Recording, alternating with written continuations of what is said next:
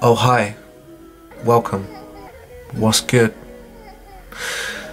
Wednesday, week 40, October 4th, 2023.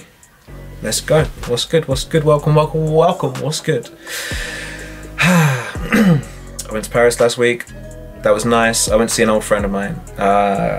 Really good to see him. It was awesome. It's the first person I've seen from China since I left China. He's not from China, he's not Chinese, but you know, the people I hung about with, one of my good friends from out there. So that was real nice. That was lovely. Went over there, you know, made the journey, did all the public transport bits. Everything was late. Trains were late, flight was late. But I got there, and it was nice. Showed me around the city. We looked around at some stuff, caught up. It was real nice. It was really nice. I loved it. And he put me up as well, and he's living just on the outskirts of Paris. So after we were done exploring and checking stuff out, you know, we caught a train and a bus, or a bus and a train and then another bus, and we went back to the suburbs where he lives and hung out some more. That was really cool. Really stereotypically French suburb. But I enjoyed it. It was great. And then when I got to his, because I could use my phone in France, but I didn't have much data, so I signed into his Wi-Fi. And went to bed. That was nice. I woke up the next day and I put my phone on charge all night on the Wi-Fi, and it was like 45%. I'm like, what's that about?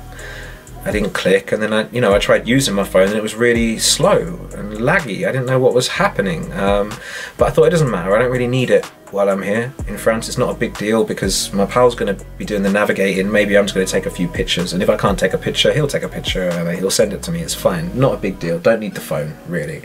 So carried on. Went out, saw some more bits. Went to do all the touristy stuff. Went to see that tower that everyone's so fond of, and there's an arch that everyone likes, and there's a museum that's got some really famous paintings in it. There's one of a lady who sat there like this. I can't really copy her pose. And there's a sculpture of a lady with no arms. What else did we see? Some other touristy stuff. Oh, that cathedral named after a hunchback. We saw that. We saw lots of stuff. We saw probably not all the touristy stuff, but a good chunk of all the touristy stuff, which was great. That's what I wanted to see. Tick it all off my list, you know. Paris, done, mate, done it. It's all good. It's all good.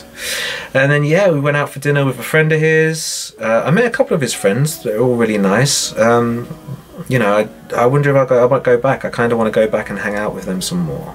Spend some more time there, but we'll see when I get a chance. Yeah, and then on the final day, my friend took me to a bakery for breakfast.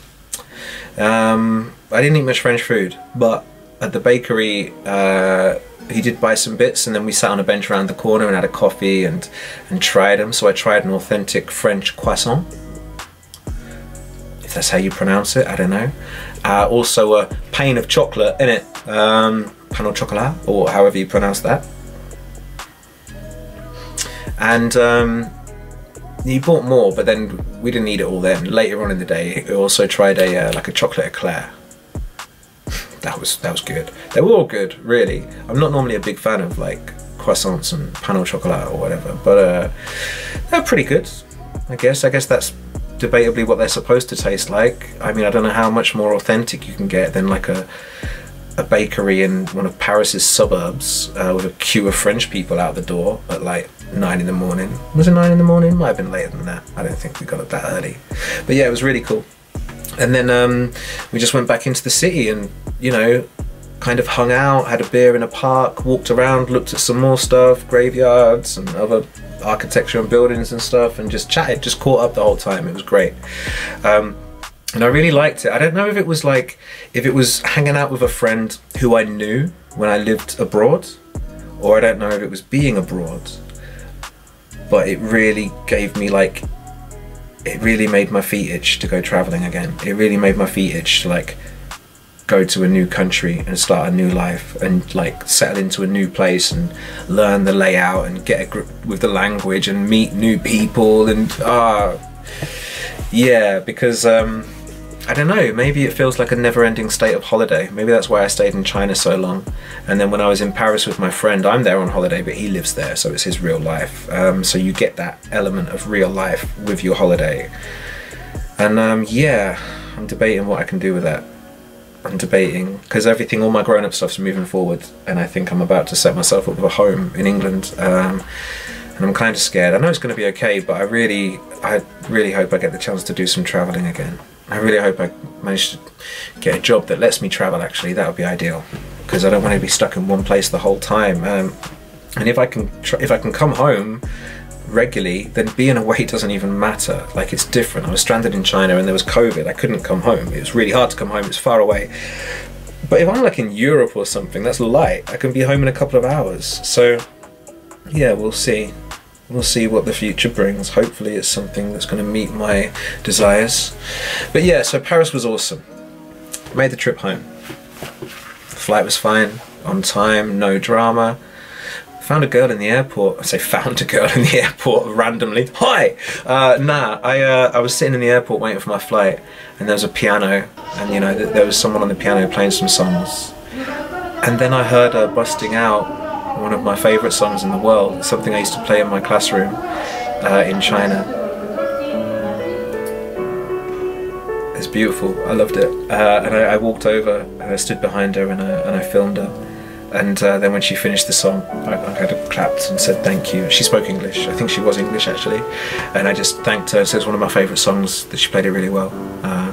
You know, she was learning it, I think. You know, it wasn't the cleanest concert version, but she was good. She was good. And yeah, and it made me really happy to hear it. Yeah, and then I flew, and everything was fine until I landed in England and it all fell apart. Train strikes, something I had to deal with. Yeah, I got off at the airport at Gatwick, and the only train was taking people to London Victoria. So I'm like, alright, no option, get on it. Went to London Victoria, got off at London Victoria, and everyone's saying, alright, go and you know, find security and information and work out what you're gonna do. They're no good. Found security in the train station. They're like, yeah, you know, you need to go to the bus station, mate. I'm like, alright, went to the bus station. Bus station, queued up for like half an hour, and got to the front. Why are you here? You got train tickets? I'm like, yeah, they sent me here. Well, no, there's no coaches. There's nothing to Peterborough. Go back to the train station. Okay, cool. Went back to the train station. And bear in mind, right, I don't know if you know Victoria tube station or train station, tube station, bus station, coach station. They're close, right? But if you don't know the area, it's kind of easy to get lost. You walk out of the station, you're on the street, and there's no real clear sign to tell you where everything is. So I got lost a bit on random London streets around there. Got back to the train station. Again, they don't want to help. They ain't got nothing to say. They just direct you around, spin you around other people. One of the guys behind the desk actually lent me his phone to call up the information, the support train line, and they just fobbed me off basically. And I pushed them as well. I was really pushing them because I wanted a result. In my mind, I'm like, I paid for a service, you've sold me the ticket, you've taken my money, and now I come to use the service and it's not there. In my mind, I'm like, it's your responsibility to look after me. I was like, I know. You'll say, oh, well, it's the strikes and it's the union stuff. I'm like, yeah, but it's your company. It's like, I paid the money to your company. So, get me home, basically.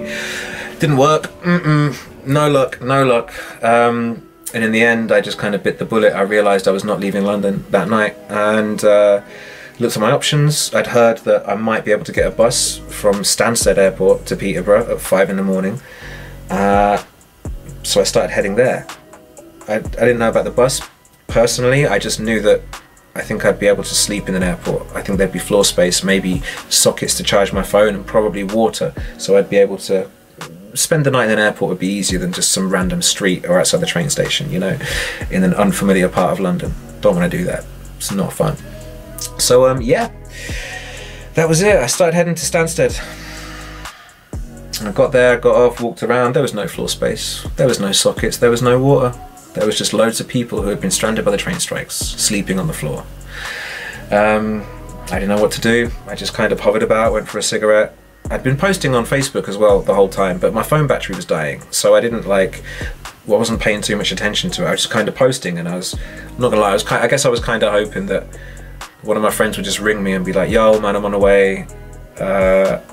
But yeah, I asked a few friends in London if they could put me up as well, but there was no luck there.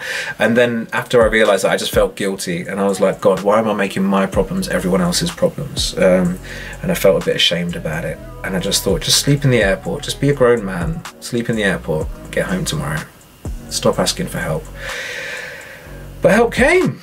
My phone rang, and an old friend I haven't seen for years from the dissident days. Were you still stranded? Yeah, man. You want me to come get you? Put some money in my tank. Yeah. Is that all right? I ain't doing nothing else. Big you up. So my man drove out to come and get me. Put some money in his tank and gave him some more money because I felt like it's the right thing to do. I mean, he saved my ass, to be fair. And then after he'd already confirmed and I was waiting for him, someone else rang me. Another old friend rang me and offered me a lift because he was driving past. Oh, that's amazing. Thank you. And then someone else messaged me and offered me. And I felt really warm about it. I felt amazing. It reminded me again that people are great. Because when I was in the train station, I was kind of going back on my word about how great people are. Not all of the staff, some of the staff were really good. You know, the guy lent me his phone, and some of the other guys were really understanding and helpful when I spoke to them, but a good chunk of them very clearly, like, they had their own problems. They didn't have any time for mine, or any effort, or any intention to support me in any way. Just get on with it. Fair. Oh yeah, and did I mention my phone flagging became a real problem. What I think happened, because I don't use Wi-Fi in the UK, when I logged onto my friend's Wi-Fi, it just updated all the apps. You know, when the apps need updating and it says we'll wait till you get to Wi-Fi, I haven't been on Wi-Fi in 10 months. So I got 10 months of app updates, changed my whole phone, then I'm stranded in London with an alien phone trying to navigate my way. It was a mess. It was a mess. But I got home, and I'm very thankful that I got home. People are still good. People are still valuable. People are still important. People are still everything. I like yous. Bless you. Thank you. Trains in London, eh? The trains is kind of a problem. I mean, I didn't get stranded in Paris. I didn't get stranded in China. I haven't been stranded in any other place I went to. But you know what? I've been stranded in England a few times. So it's kind of strange that I can go to lots of different places in the world and be looked after, but I come home and I get stranded and there's like zero support. You're just kind of left on your own. Yeah, it's not a great advert, I think. Kind of sucks. I think I'm gonna boycott trains as much as possible and drive everywhere. I mean, they've always been overpriced, it's been unreliable. They had their benefits, they had conveniences at times, but I don't want to put myself in that situation. I feel done dirty by that company. I feel mugged off. I've always felt mugged off when I buy the tickets at that price, but I got stranded. That wasn't my fault. That shouldn't have been my expense, but it was. So I don't think I'm going to catch your trains anymore. Not that you care. You've got enough money. Oh, people. Be good, be good, be good.